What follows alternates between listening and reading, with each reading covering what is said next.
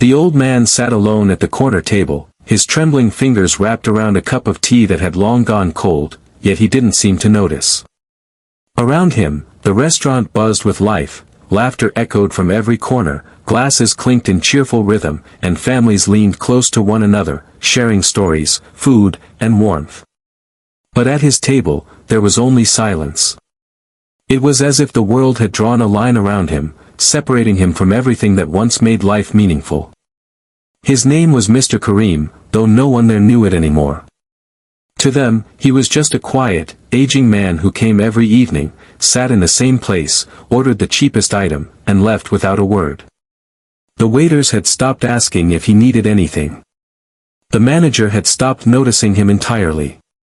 Even the regular customers had grown used to his presence, the way one gets used to an old painting on a wall, seen, but never truly observed.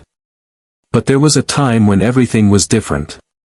Years ago, this very restaurant had been nothing more than a dream in his mind, a vision he built brick by brick with sweat, sacrifice, and sleepless nights. He had poured his entire life into it, investing not just money but hope, believing it would one day become a place where people gathered to celebrate life. And it did. It became exactly that, a place full of joy, laughter, and connection. But somewhere along the way, as success grew, his own world began to shrink. His wife, the one person who had stood beside him through every struggle, passed away quietly one winter night, leaving behind a silence that no amount of success could fill. His children, once so close to him, slowly drifted away, consumed by their own ambitions, their own families, their own lives. Calls became shorter. Visits became rare.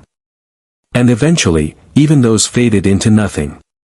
Now, the man who had once built a place full of life sat alone within it, like a forgotten memory. His eyes wandered across the room, pausing on a family celebrating a birthday. A small boy laughed as his parents clapped, and for a brief moment, Mr. Karim's lips curved into a faint smile.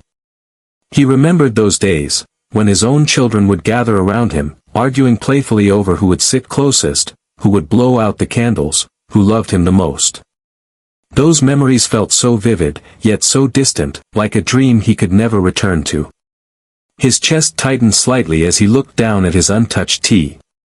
He had come here not for the food, not even for the memories, but for the faint hope that maybe, just maybe, someone would remember him. That someone would sit beside him and ask, "How are you?" But night after night, that hope faded a little more. And still, he came back. Because even a silent place filled with strangers felt less lonely than an empty home filled with echoes. That particular evening felt colder than the rest, though the restaurant was warmer and more crowded than ever. Every table was occupied, every chair filled with people who belonged somewhere, to someone. Mr. Karim sat quietly as he always did, his gaze drifting without purpose, his mind caught somewhere between past and present.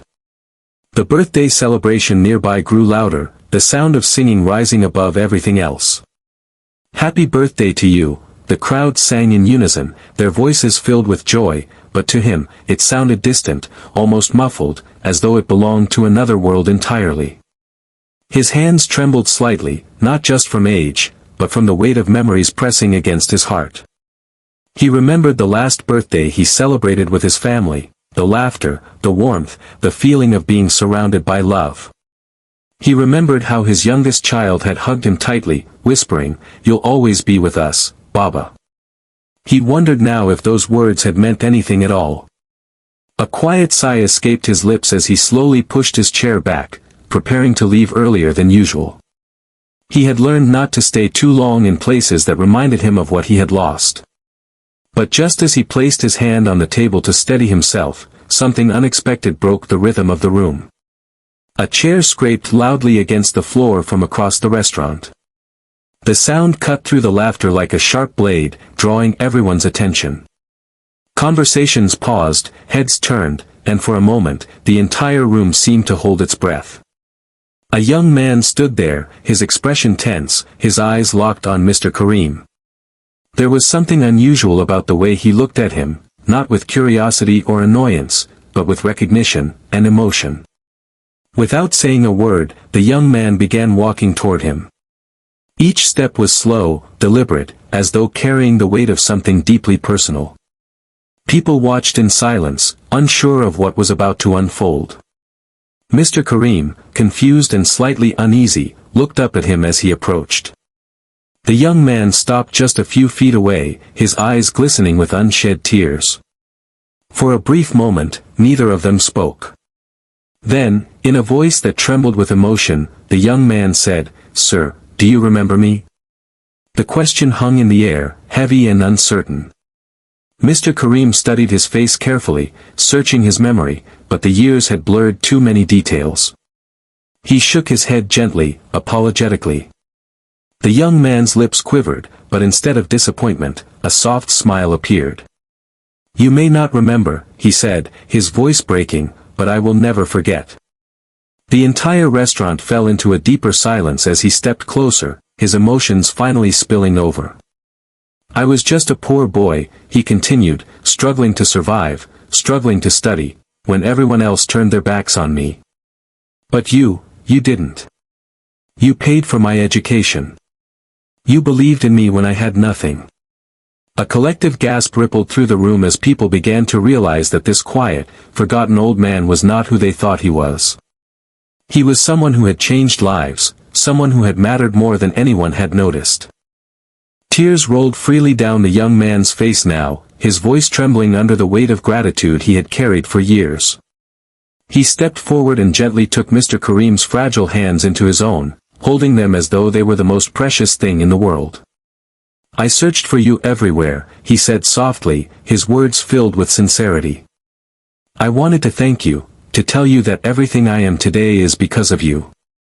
Mr. Karim's eyes widened slightly, a mixture of surprise and disbelief washing over him. It had been so long since anyone had spoken to him with such warmth, such respect. For years, he had felt invisible, as though his existence no longer mattered. And yet, here stood a man whose life had been shaped by a kindness he barely remembered giving. The young man turned to face the rest of the restaurant, his grip on Mr. Karim's hands tightening as if he didn't want to let go. "This man," he said, his voice now steady but powerful, "is the reason I stand here today. When the world ignored me, he gave me a chance.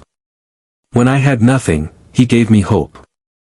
The room remained silent, but the atmosphere had changed completely. The same people who had once overlooked the old man now looked at him with admiration, respect, and even shame. The manager rushed forward, his face pale as realization struck him. He had spent years running a business built by this man, yet had failed to recognize him sitting just a few feet away. Apologies spilled from his lips, but Mr. Karim barely heard them. His attention remained fixed on the young man, whose presence had filled a void he thought could never be filled again. Slowly, a gentle smile appeared on his face, a real one, not the faint, fading smiles he had grown used to. It was the smile of someone who finally felt seen again. The young man helped him sit back down, pulling a chair close so they could share the table. Others began to gather around, offering words of gratitude, respect, and kindness. The waiters who once ignored him now stood attentively, eager to serve him. The cold cup of tea was replaced with a fresh, steaming one. The empty table was filled with food, laughter, and life. But more importantly, it was filled with connection. For the first time in years, Mr. Karim was not alone. As the night went on, stories were shared, laughter echoed, and the restaurant felt warmer than ever before. And in that moment, surrounded by people who now saw his true worth, Mr. Karim realized something profound: kindness never truly disappears. It lives on in the lives it touches, waiting for the right moment to return. And sometimes, when you least expect it, it comes back to you, in the form of a stranger who refuses to forget.